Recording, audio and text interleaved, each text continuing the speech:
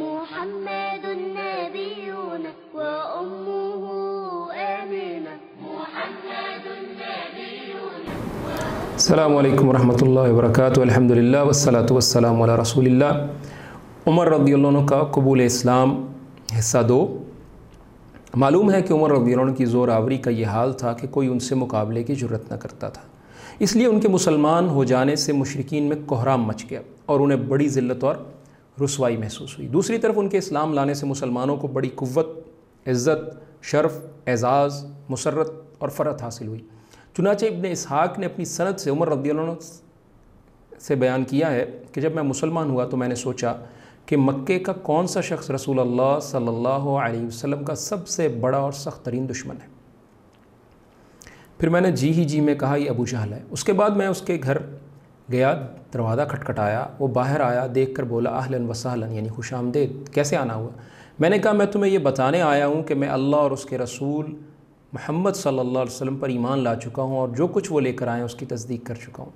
عمر رضی اللہ عنہ کا بیان ہے کہ یہ سنتے ہی اس نے میرے رخ پر دروازہ بند کیا اور کہا اور بولا اللہ تیرا برا کرے اور جو کچھ تو لے کر آیا اس کا بھی برا کرے. ابن جوزی نے عمر رضی اللہ عنہ سے روایت نقل کی ہے کہ جب کوئی شخص مسلمان ہو جاتا تو لوگ اس کے پیچھے پڑ جاتے، اسے پیٹتے اور زد و کوب کرتے، وہ بھی انہیں مارتا.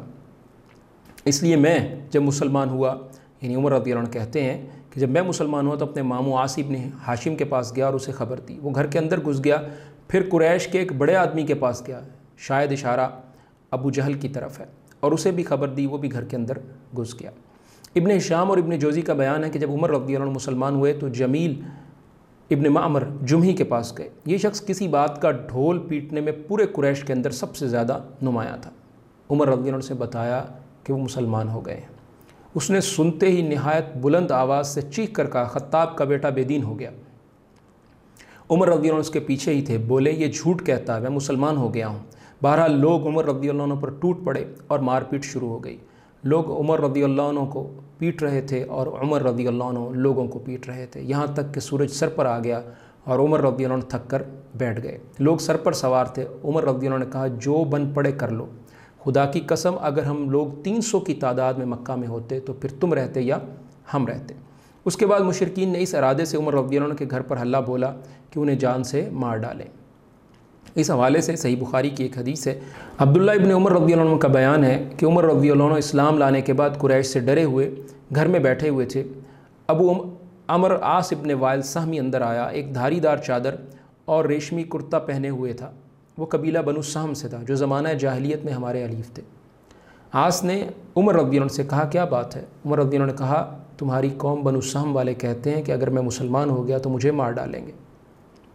عاص نے کہا تمہیں کوئی نقصان نہیں پہنچا سکتا. جب عاص نے یہ کلمہ کہہ دیا تو عمر رضی اللہ عنہ نے کہا پھر میں بھی اپنے آپ کو امان میں سمجھتا ہوں، یعنی یہ کلمہ میرے لیے امان ہے.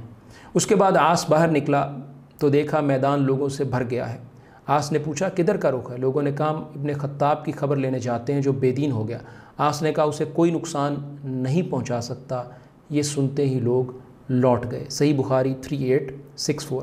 ابن اسحاق کی ایک روایت ہے کہ واللہ ایسے لگتا تھا کہ گویا وہ لوگ ایک کپڑا تھے جسے اس کے اوپر سے جھٹک کر پھینک دیا گیا. عمر رضی اللہ عنہ کے اسلام لانے پر یہ کیفیت تو مشرکین کی ہوئی، باقی رہے مسلمان تو ان کے احوال کا اندازہ اس سے ہو سکتا ہے کہ مجاہد نے ابن عباس رضی اللہ عنہ سے روایت کی کہ میں نے عمر بن الخطاب سے پوچھا کہ کس وجہ سے آپ کا لقب فاروق پڑا، تو کہنے لگے مجھ سے 3 دن پہلے حمزہ رضی اللہ عنہ مسلمان ہوئے. پھر عمر رضی اللہ عنہ نے ان کے اسلام لانے کا واقعہ بیان کر کے آخر میں یہ کہا کہ جب میں مسلمان ہوا تو میں نے کہا اللہ کے رسول کیا ہم حق پر نہیں؟ آپ صلی اللہ علیہ وسلم نے فرمایا کیوں نہیں؟ اس ذات کی قسم جس کے ہاتھ میں میری جان ہے، تم لوگ حق پر ہو، خواہ زندہ رہو خواہ موت سے دوچار ہو. عمر رضی اللہ عنہ کہتے ہیں تب میں نے کہا پھر چھپنا کیسا؟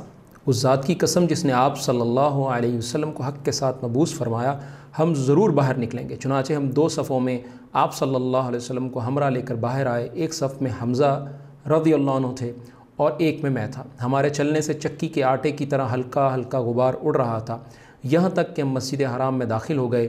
عمر رضی اللہ عنہ کا بیان ہے کہ قریش نے مجھے اور حمزہ رضی اللہ عنہ کو دیکھا تو ان کے دلوں پر ایسی چوٹ لگی کہ اب تک نہ لگی تھی. اسی دن رسول اللہ صلی اللہ علیہ وسلم نے میرا لقب فاروق رکھ دیا. ابن مسعود رضی اللہ عنہ کا ارشاد ہے کہ ہم خانہ کعبہ کے پاس نماز پڑھنے پر قادر نہ تھے، یہاں تک کہ عمر رضی اللہ عنہ نے اسلام قبول کر لیا۔ صہیب رومی رضی اللہ عنہ کا بیان ہے کہ عمر رضی اللہ عنہ مسلمان ہوئے تو اسلام پردے سے باہر آیا، اس کی اعلانیہ دعوت دی گئی، ہم حلقے لگا کر بیت اللہ کے گرد بیٹھے، بیت اللہ کا طواف کیا، اور جس نے ہم پر سختی کی اس سے انتقام لیا اور اس کے بعض مظالم کا جواب دیا۔ عبداللہ ابن مسعود رضی اللہ عنہ کا بیان ہے کہ عمر رضی اللہ عنہ کے اسلام لانے کے بعد ہم لوگ ہمیشہ عزت سے رہے۔ صحیح بخاری 3863۔ سیرت سنیں گے، سیرت اپنائیں گے، اللہ رب العالمین مجھے اور آپ کو رسول اللہ صلی اللہ علیہ وآلہ وسلم کی سیرت کی سمجھ دیں اور اس پر عمل کی توفیق عطا فرمائیں۔